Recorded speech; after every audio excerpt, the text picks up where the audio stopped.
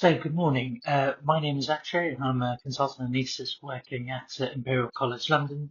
And I'd like to thank the organising committee, and in particular Dr. Irina Kosilova, for the invitation to speak at this British-Ukrainian symposium. The aim of my talk is to provide you with an update on the use of blood and blood components. Here are my declarations, and I'll be briefly highlighting some of these NIHR-funded trials later in this talk.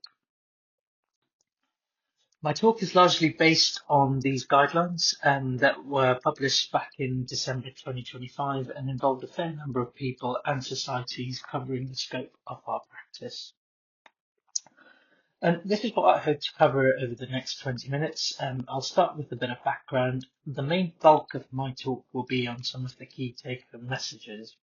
I'll conclude by briefly highlighting some of the ongoing trials that will inform future updates of this guideline.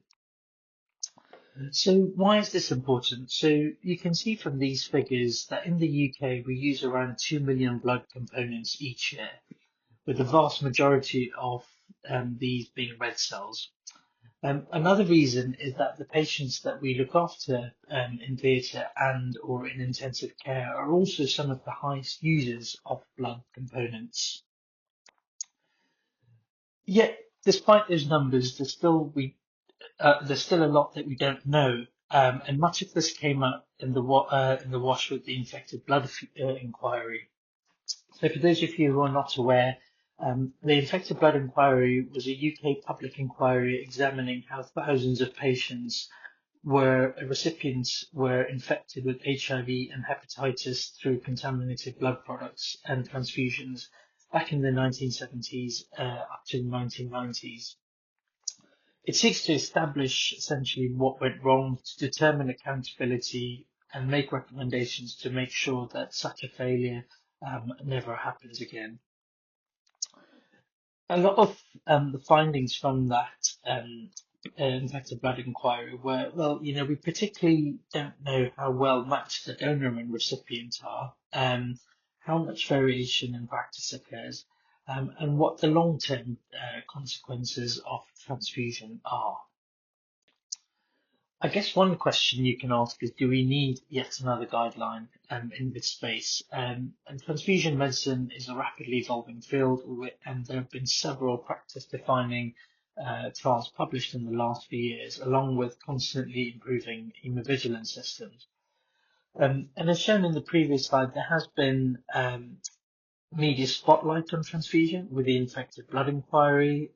Certainly here in the UK, we have fairly frequent blood shortages or amber alerts, and also the recent cyber attack in London, which really scuppered blood services. So as a result, we felt that there is a need for a relevant, contemporary and clinical guideline that covers the breadth and scope of practicing UK anaesthetists, critical care staff, allied professionals, and also those from other relevant specialties and backgrounds. And a lot of our recommendations can also be applied to other settings outside the UK. Thanks, just good. So if you look at the transfusion trials, you can see that in the last 10 years, we've had a doubling of the number of transfusion trials with a trebling in the number of included participants. Yet, despite this accumulating evidence, not just for transfusion thresholds, but even for other areas in patient blood management, such as tranexamic acid, point of care testing, there remains an implementation gap. So these were the findings of a recent national survey conducted by our group. And essentially what they found, so this was that around a third of hospitals had no perioperative anemia treatment pathway. Only 40% had a policy for use of tranexamic acid and cell salvage. Only half had access to point of care testing. But what it did find was that there's plenty of good, and what certainly came through was the role of anaesthetists in terms of trying to drive some of this and trying to improve on some of these metrics. So here's a brief overview of our methods. We set up a working party with members representing all the different professional societies. It was a 3-round modified Delphi, which then underwent further external stakeholder review by the Association of Anaesthetists membership and our general anaesthesia. And the entire process took about 2 years. And in those 2 years, as I said before, there was a range of other trials that were published, which meant that we had to iteratively continue to refine and develop this guideline. So getting to the crux of the talks, the 3 broad topics I wanted to cover were on minimizing blood loss, treatment of major hemorrhage, and transfusion thresholds. In terms of strategies to minimize blood loss, we recommend the use of cell salvage where it's available, and antifibrinolytics such as tranexamic acid in patients who are actively bleeding and expected to have major blood loss. So that was in our guideline defined as more than 500 mils, or are unable to receive donor blood. The other beneficial or good practice strategies include management of antiplatelets and anticoagulations, and avoiding excessive blood sampling using a concept that I like to call smart phlebotomy. So tranexamic acid is perhaps the most widely studied intervention that I've ever known, and it certainly seems to be one that generates a lot of discussion. So here is the list of our suggested doses for different clinical scenarios, and these have all been largely from these have all been derived from large multi-center trials such as the CRASH trials, the WOMAN trial, and the POISE-3 trials. I think it's important to highlight that the only scenario where its use is not routinely recommended is in patients with GI bleeding, where as the results from the HALTET trial showed that there was no benefit with a possible increase of thromboembolic events.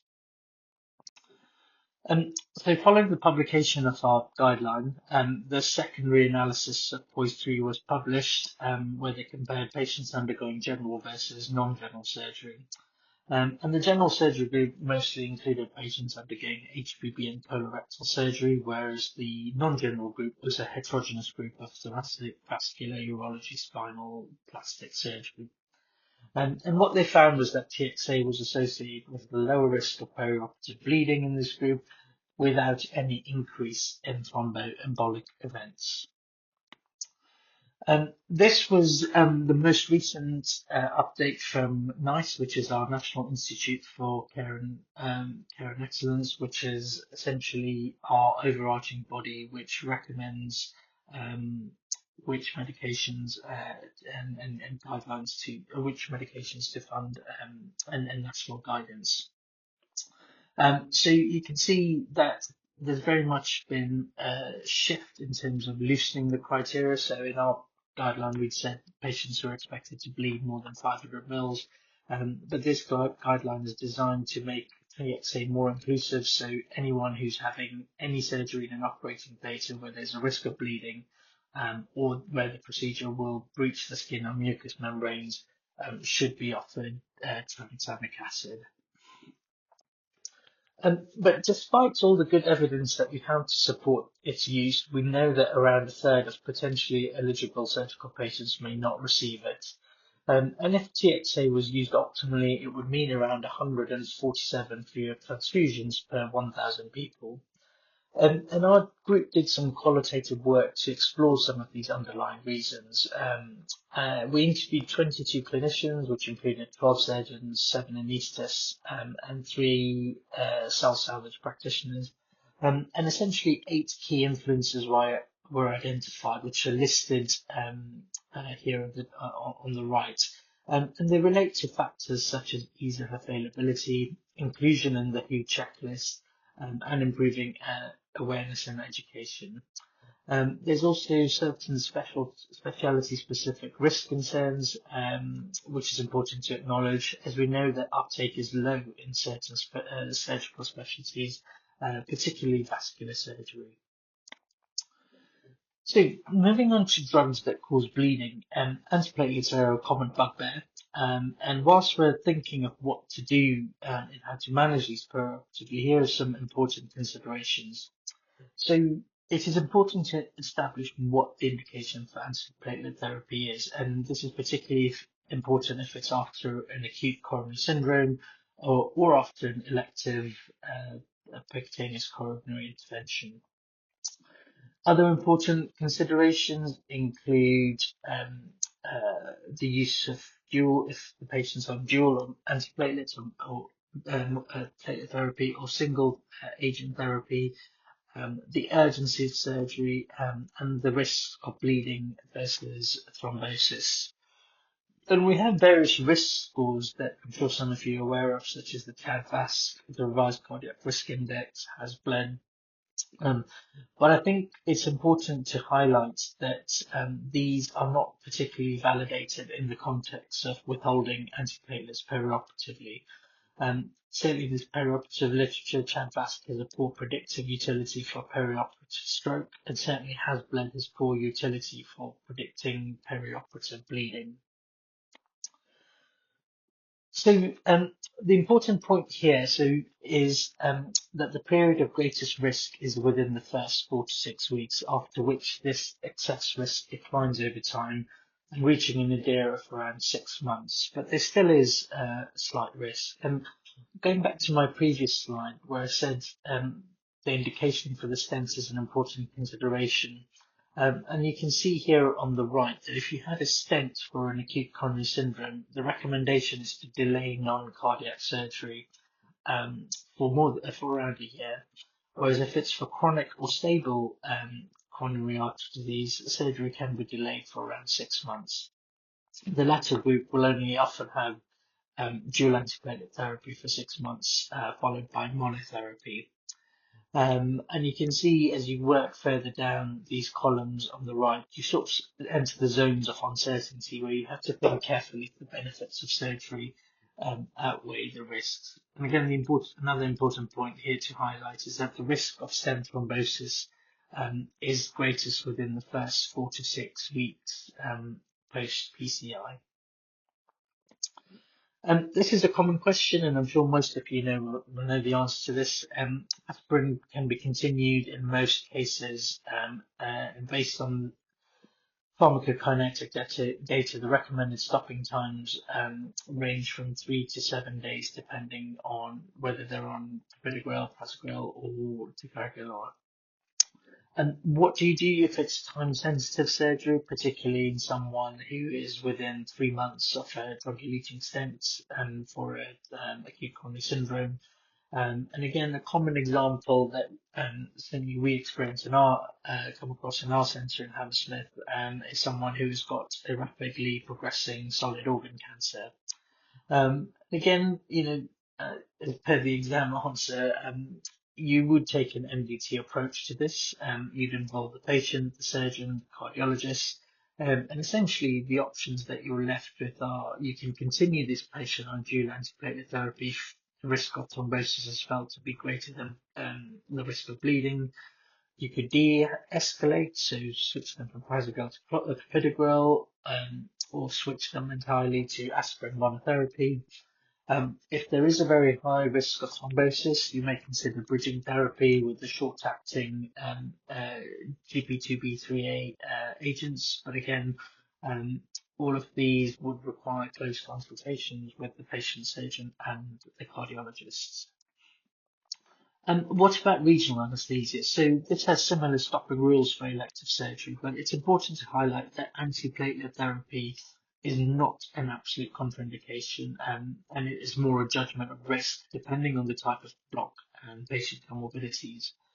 And we're beginning to understand that many patients are non-responders or resistant to antiplatelets, particularly clopidogrel, and this may offer more personalized approaches in the future. And this is a statement from our guidelines on the management of hip fracture, which clearly say that any single antiplatelet medication is not a contraindication to spinal anesthesia if this is the best option for an individual patient. Anticoagulant management, so particularly DOACs, is now fairly standard, and most of these can be stopped 2 days before surgery, with a slightly longer periods needed in case of renal impairment or where there's a high bleeding risk. We also now have a slow-growing armoury of reversal agents, which are listed here on the right. And the main indications for them are severe GI bleeding or to limit intracranial hematoma expansion. An important point to highlight here is that they do carry a high thrombotic risk, so if they are used, please consider restarting some form of anticoagulation, even if it's prophylactic, as soon as possible. Warfarin bridging, I think it's safe to say now that most patients don't actually need bridging, and this is based on reasonable trial data. The patients that do, or that we recommend, are those with mechanical heart valves, those who've had an acute thrombotic event within the previous 3 months, or those who've had a TIA or stroke within 3 months with additional risk factors. And this has always felt like an easy win to me, but it's seldom done in either in theatre or in ICU for a variety of reasons. The Stratus, which was published around 3 years ago now, was a cluster randomized control trial in Canada where ICUs were randomized to standard tubes or small volume collection tubes. And they nicely demonstrated a reduction in the use of transfusion of red cell units. And that fed into a rapid practice guideline, which again, there was a strong recommendation for the use of these tubes. But again, I suspect this will be a while for it to get fully universally implemented. So, major hemorrhage. So again, this is something that we very commonly encounter both inside and outside the operating theatre. And the current trend is towards a pragmatic, clinically based definition based on vital signs and clinical assessment of the patient. So a recognised definition is a systolic blood pressure less than 90 with or a heart rate of greater than 110 and their response to resuscitation.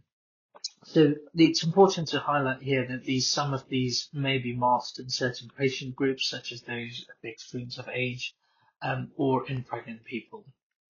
The rest of these principles you'll be familiar with, so aim for hemorrhage control, either with compression, radiology support or surgically. Do not attempt to normalise BP and accept a lower blood pressure with volume resuscitation alone, although this maybe needs to be modified where brain injury is the dominant condition. Hemostatic resuscitation is certainly the buzzword at the moment, and this is where your goals are to maintain and monitor hemostasis, restore tissue perfusion, and avoid trauma-induced coagulopathy. So this is just a brief slide summarising those previous points. One point that I would like to highlight is that based on current evidence for hemostatic resuscitation, randomized trials don't necessarily demonstrate a clear superiority of point-of-care tests such as PEG and ROTEM over conventional coagulation tests, certainly on clinically important outcomes, although there is reasonable evidence that point-of-care tests may reduce blood component transfusion requirements. Both of them have their advantages and disadvantages, but perhaps what is more important is the process of repeated testing and comparisons and reassessments being made between interventions rather than relying on isolated standalone tests. I'd like to highlight a couple of trials. So this first one is the CRIST-2 study, which was a UK-led multi-centre trial. They tested the hypothesis that early fibrinogen replacement using high-dose cryoprecipitate in addition to standard major hemorrhage would lead to better 28-day survival. They randomized just around 1,600 patients, and the results, somewhat disappointingly, showed that there was no difference in the primary outcome or in any of the key secondary outcomes. And there's lots of reasons to explain why this may have happened. The median time for first transfusion was an hour after arrival to the emergency department, so perhaps it actually wasn't given early enough. The treatment was empirical, and there was no reliance or measurements of the fibrinogen levels, so it's entirely possible that a reasonable proportion of patients may actually not have had low fibrinogen levels to start with. To bring things back to the operating room, this is the FAIRS-2 trial, which was published in JAMA, and this tested whether PCC, so prothrombin complex concentrate, is efficacious and safe as FFP for treating coagulopathic bleeding. They randomized just over 500 patients. The primary outcome was effective hemostatic response, which is defined as requiring no hemostatic intervention between 60 minutes and 24 hours after treatment. And what they essentially found was a positive effect on that outcome. And it sounds quite seductive and appealing, but it does require some further thought. So prothrombin complex is around 10 times more expensive than FFP. The differences in blood components between both arms were fairly modest. And actually there was no difference in hard endpoints such as mortality, ICU and hospital length of stay. So I'll move away from bleeding and finish by talking about transfusion thresholds.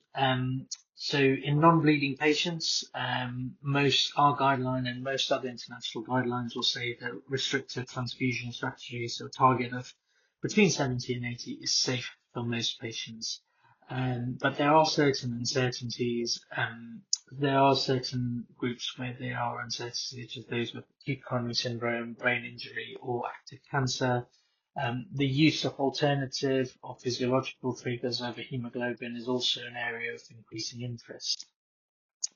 And as I showed you in one of my earlier slides, with all the trials that have been completed in this space, we can say that for a restrictive transfusion strategy, the certainty of evidence is mostly in the moderate to high range across a range of outcomes: mortality, cardiovascular outcomes, infection, delirium, transfusion. The same can also be said for children, who I appreciate haven't discussed much in the talk, although you could say the evidence is of a slightly lower certainty, ranging from low to moderate. The areas of uncertainty remain, particularly in patients with acute coronary syndrome. There were two large trials that have been published in the past few years called MINT and Reality. And the authors of those studies performed an individual patient meta-analysis, which included just over 4,300 patients from 4 trials.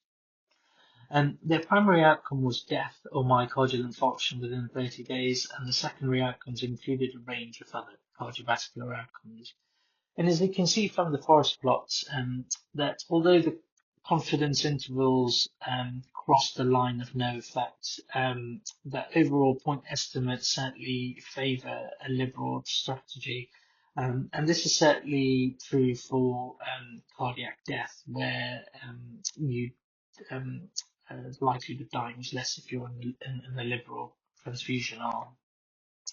And looking at the survival curves on the left, you'll see that there's basically no difference at 30 days.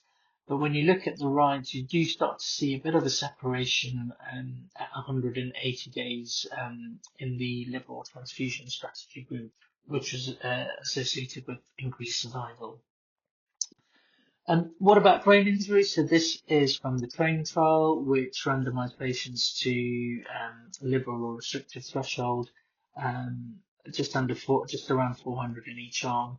And actually what they found that was that there's a lower incidence of an unfavorable neurological outcome at 180 days in patients who are randomized to liberal transfusion strategy. And this was similar study called the Emotion trial, although slightly different hemoglobin thresholds. It was published around the same time and again showed better neurological outcomes in patients randomized to the liberal group. And again, the overall trend and from this accumulating data supports a more liberal approach in these patients. So what about surgical patients? This was a trial published last year in JAMA, so where they compared a liberal versus restrictive transfusion strategy on the risk of death or major ischemic events in major surgery in patients at high risk of cardiac events. So they randomized around 700 participants, and the primary outcome was essentially a neutral result in both groups. But if we dig deep and look into the trial a bit more, I think these the authors should be commended because they've enriched their population. So they picked a sick group. They picked a group that's at high risk of cardiac events. So they all had a history of ischemic heart disease, peripheral arterial disease, or stroke, um, and were undergoing major or general surgery. And although they found no increase, there was no difference in their primary outcome. There was a lower incidence of cardiac complications without MI in the liberal group, particularly if it was heart failure related or arrhythmia related. I think it's important to highlight that this trial did take around 4 years to complete. And when they originally designed their trial, they estimated an event rate of 30%, whereas actually what they observed at the end of the trial was 10%. So you could argue the trial was underpowered, but it also nicely demonstrates improvements in care that happen over time. So this is just to start rounding things up. So this is talking about FFP and cryoprecipitate. And again, the key things I want to pull out from here is that measurements such as INR, prothrombin time, and platelet counts are well known to be poor predictors of bleeding. And there's no good evidence to support the use of prophylactic FFP prior to procedures. Certainly in the UK, cryoprecipitate is our standard source of fibrinogen, whereas I think in most of Europe, fibrinogen concentrate is first line, and prothrombin concentrate is for the rapid reversal of warfarin. So again, just to briefly list some of the indications. So FFP, main indications, certainly is in major hemorrhage as part of hemostatic resuscitation. But other indications include DIC with bleeding, warfarin if PCC is not available, or replacement fluid for apheresis. But certainly routine prophylaxis in non-bleeding patients is not recommended. Cryoprecipitate, as I said, is our source of fibrinogen, and the indications are for clinically significant bleeding with a fibrinogen level of less than 1.5 or less than 2 in obstetric hemorrhage. Platelet thresholds, again, these are not based on any high quality evidence and are largely extrapolated from other patient groups. I won't say much more as I know there is a talk on this later on. And I think it's important to highlight that platelet transfusions do come with risks, so a risk adapted approach is advocated. So last and not least, I think it's important to discuss transfusion safety. We're fortunate in the UK to have a haemovigilance system known as SHOT, who do a fantastic job of collecting these data and sharing the learning. And unfortunately, transfusion is not a risk-free process. Important points include safety checks, a positive patient identification, appropriate sample labeling, and patient monitoring during transfusion. Transfusion is generally very safe, with an estimated risk of 1 in 58,000 transfusion-related death. But the commonest and most potentially avoidable causes now are TACO, so transfusion-associated circulatory overload, and transfusion delays. And there's various initiatives and sound bites currently around to try and mitigate against this. As you can see, this slide here highlights the incidence of transfusion reactions, and you can see that platelets are the most commonly implicated component in transfusion, and actually have been now for a good few years. So to wrap things up, I thought I'd just highlight some of the trials you should keep an eye out for, and what will no doubt be practice changing or practice confirming for most of us. So this is the traction study, which is conducted in Canada. So patients, again, this is yet another TXA trial. So non-cardiac surgical patients were randomized to receive TXA 1 gram at skin incision and 1 gram at skin closure, with a matching placebo. And they had a co-primary effectiveness and safety outcome. So this randomized just under 8,500 patients, and I think the results are due to be released later this year.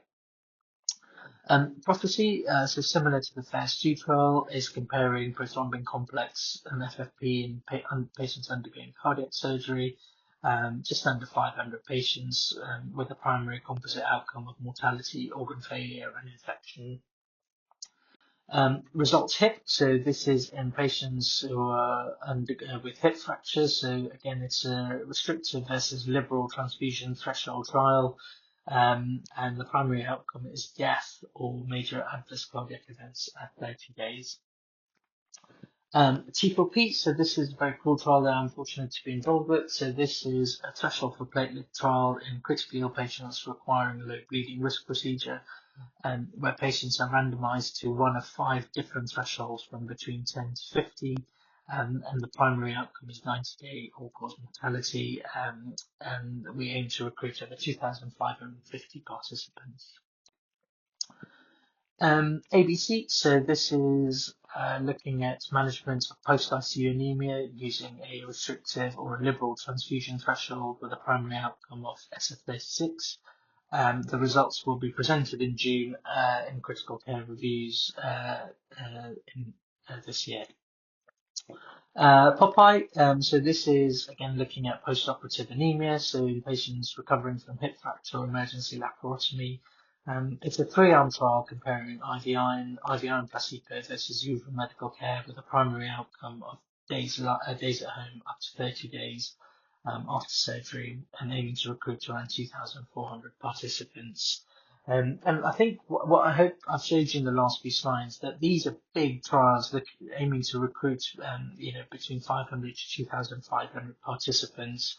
A lot of them are powered towards patient-centered outcomes, which I think represents a nice shift from all the previous trials that have largely been targeted towards changes in hemoglobin or some sort of physiological surrogate that hasn't necessarily translated into patient benefits. And this is just a brief scope of all the various trials, certainly within the UK, across a range of patient populations, neonates, pregnancy, traumatic brain injury, that are going on and will be expected to refine future versions of our guideline. So just to wrap things up, I think this is a very exciting area. We've got novel trial designs now. We're sort of moving away from the 2-arm trials, looking at multi-arm platform designs. There's a lot of interest around embedded mechanisms, alternatives to hemoglobin, data science approaches, and also what's known as vein-to-vein mapping, whereby you can trace a unit of any blood component from the point of donation to the point of receipt. So to wrap things up, so the guidance that we developed was using the best available evidence, and I've shared some of the snippets with you here. As I've shown you, there are a large number of ongoing randomized trials that will inform future updates. Where there is uncertainty, I would strongly advocate for a risk-adapted approach working within the MDT. Variation, unwarranted in particular, still exists. Tranexamic acid, there is high quality evidence to support its use, but yet uptake remains suboptimal due to challenges with implementation. Thank you for listening. I'm sorry that was a few minutes over. And if you have any questions for me, please drop me an email at either one of those addresses. Thank you.